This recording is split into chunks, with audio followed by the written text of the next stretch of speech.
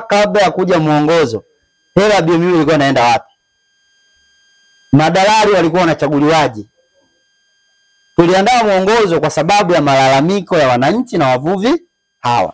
Na wakati tunaandaa ule muongozo, Mheshimiwa Mkuu wa Wilaya, tulikuwa tunataka tulete uwazi na uwajibikaji wa kila eneo.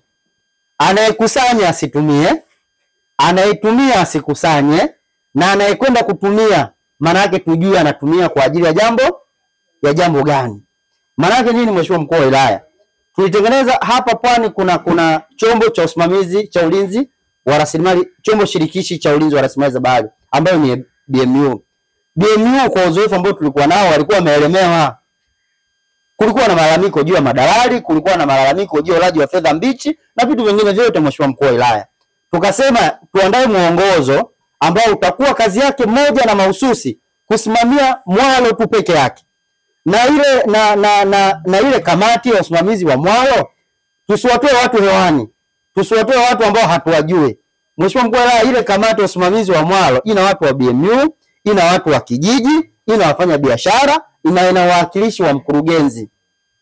Lakini kamati ya mwalo kazi yake yenyewe ni kuhakikisha kwamba shughuli za mwalo zinakwenda salama. Zinakwendaje salama? Kwamba kutakuwa na wakala ambaye anachaguliwa na serikali ya kijiji wa ukusanyaji wa mapato, ambaye yupo hapa anaitwa Salum.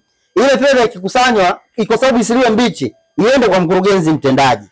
Ikishapatikana ile fedha, mtendaji kwa mamlaka aliyokuwa nayo kama mkurugenzi wa kijiji, fedha ile anaiomba yeye.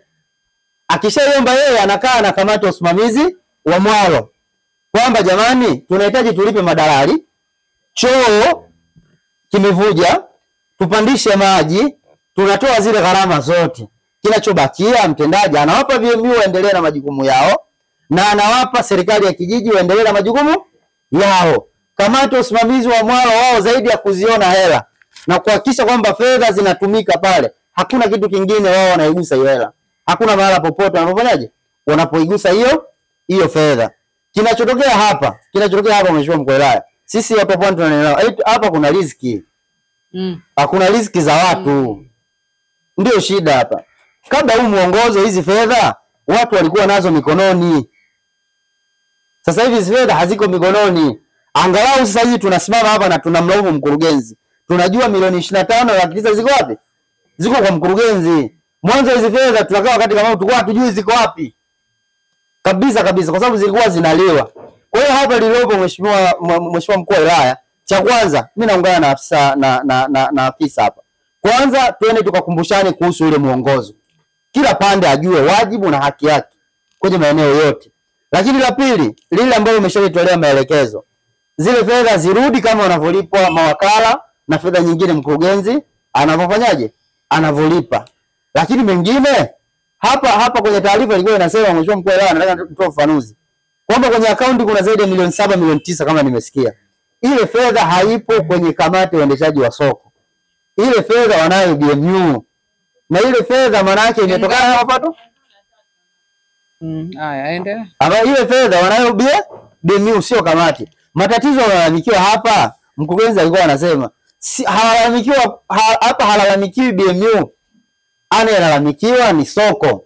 Kwa sababu ndio mwenye wajibu wa kusafisha chemba, ndio mwenye wajibu wa kuwalipa madalali, na mwenye wajibu wa kuhakikisha kwamba yale mambo pale yanaenda sawa. Kwa hiyo mambo ya pale tukisema kwamba tumwachie BMU, maana BMU anakwenda kuchukua hela yake ya leseni wapi hawa, jambo ambalo sio sawa.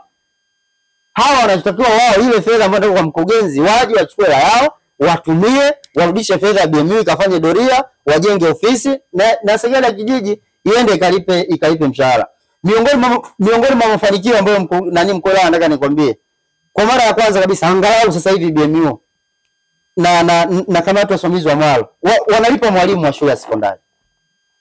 Angalau Kilindoni sisi tunaweza kulipa walinzi kwenye maeneo yetu kwenye fedha ambayo inatokana na hapa. Hayo mwanzo labda huu muongozo, hayo mambo yalikuwa hayapo.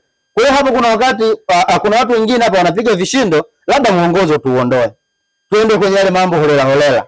Mimi Mheshimiwa Mkuu wa Wilaya nilikuwa naomba tena, tukitatua hii changamoto ya mkurugenzi kurudisha fedha, tukakumbushana na tukaelimishana na hao wenzetu kwamba nani ana wajibu gani kwenye maeneo yapi. Huu muongozo Mheshimiwa Mkuu wa Wilaya tutakuwa na BMU ya mfano, na mpaka sasa hivi licha matatizo yote haya, BMU yetu sio kulinganisha na maeneo mengine yote, bado ni ya mfano. Wakati sisi hapa angalau fedha ya serikali tunaiheshimu.